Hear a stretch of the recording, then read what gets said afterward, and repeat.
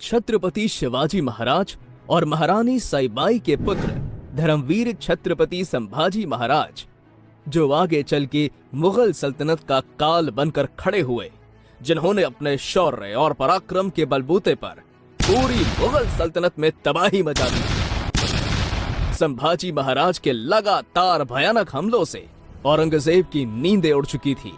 इसलिए थका हारा औरंगजेब ये बात भली भांति जानता था कि संभाजी महाराज को सामने से युद्ध में हराना मतलब मौत को गले लगाना।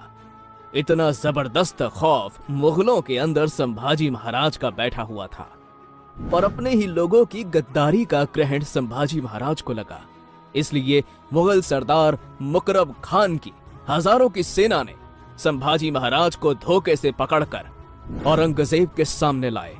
पर संभाजी महाराज बिना डगमगाए सीना तान के औरंगजेब के सामने खड़े रहे। मौत अगर सामने हो तो इंसान कुछ भी करने के लिए तैयार हो जाता है, लेकिन छत्रपति संभाजी महाराज स्वाभिमानी थे। उन्होंने नहीं कहा औरंगजेब को मुझे छोड़ दो, माफ कर दो, शरण दे दो, बल्कि उसके ही दरबार में उस औरंगजेब की इज्जत की धज्जियां उड़ा दी। अपने ही दरबार में अपने ही लोगों के सामने हुई बेइज्जती को औरंगजेब सह नहीं पाया। वो गुस्से से आग बबूला हो गया और उसके आदेश पर अब धीरे धीरे संभाजी महाराज की खाल को खींचा गया।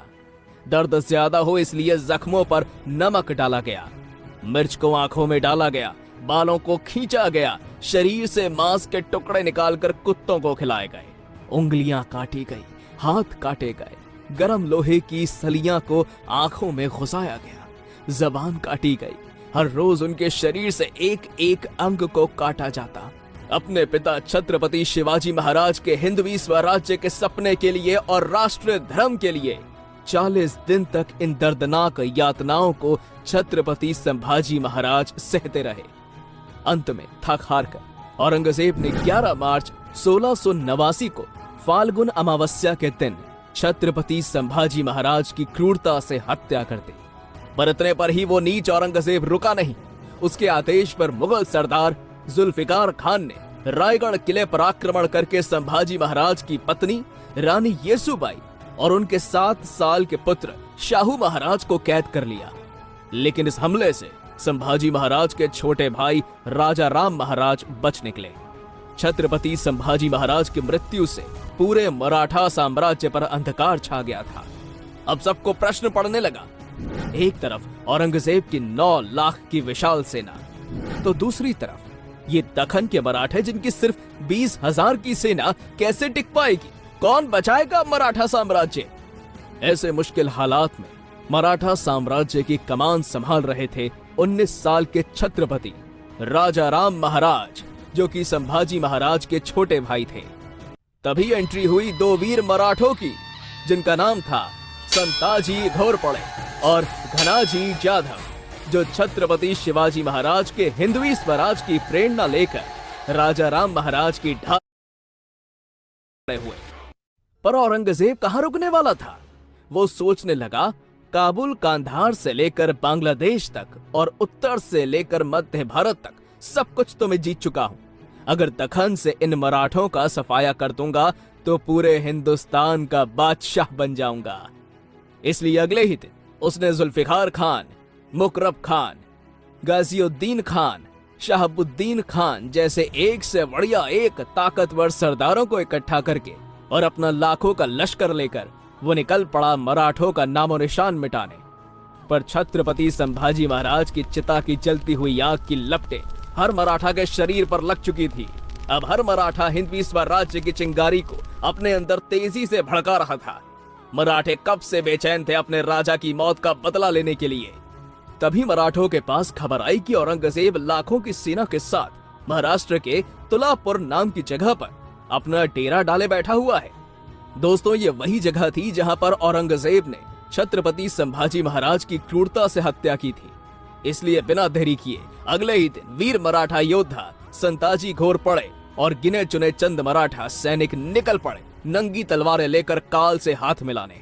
और अगस्त 1689 को हर हर महादेव और छत्रपति शिवाजी महाराज की घोषणा देकर 2000 मराठे औरंगजेब की लाखों की सेना पर एक खूंखार शेर की तरह टूट पड़े।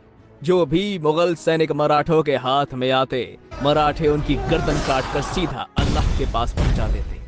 मराठों ने मुगलों को काट काट कर मौत का तांडव मचा दिया।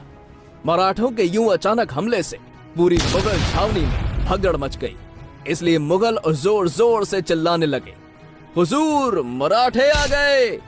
एक तरफ लाखों की मुगल सेना औरंगजेब की जान बचाने की कोशिश में लगी हुई थी, तो दूसरी तरफ मराठे मारने मरने के लिए तैयार थे। मराठों ने मुगल छावनी में घुसकर कुछ इस तरह के कत्लेआम मचाया कि औरंगजेब अपनी जान बचाकर दम दबा के भाग गया। इस हमले में भले ही औरंगजेब की जान बच गई, पर पूरे मुगल साम्राज्य की नाक कट गई। मराठे यही नहीं रुके। अब मराठों ने मुगल छावनी के ऊपर के 2 सोने के कलश काटकर और इस अभियान को सफलतापूर्वक अंजाम देकर सिंहड़ किले को लौट गए।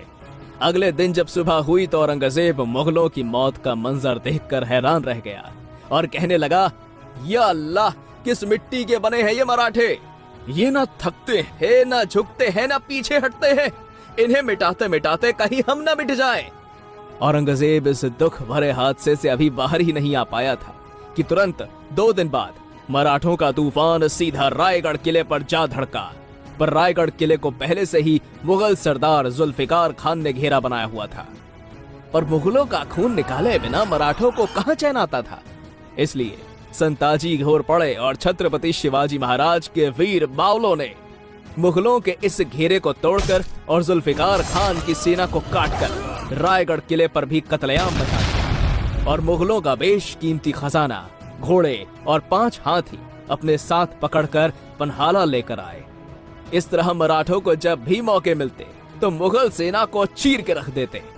जिस मुकरब खान ने छत्रपति संभाजी महाराज को छल और धोखे से कैद किया था, उस मुकरब खान को औरंगजेब ने 50,000 रुपए नकद देकर महाराष्ट्र के कोल्हापुर और कोकण प्रांत का सूबेदार नियुक्त किया।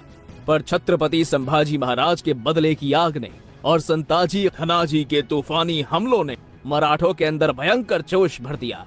इसलिए मराठों ने यह प्रण लिया, चाहे कुछ भी हो जाए पर उस मुकरब खान को जिंदा नहीं छोड़ना। और दिसंबर सन 1689 को मराठों ने मुकरब खान की विशाल सेना को घेरकर हर हर महादेव की गूंज के साथ काटना शुरू कर दिया। इस घंघोर युद्ध में अब संताजी घोरपड़े ने मुकरब खान को पकड़कर इतना जबरदस्त तोड़ा कि खून से लथपथ पड़े मुकरब खान की ये दुर्दशा देखकर मुगल सेना उसे जंगलों में लेकर भाग गई।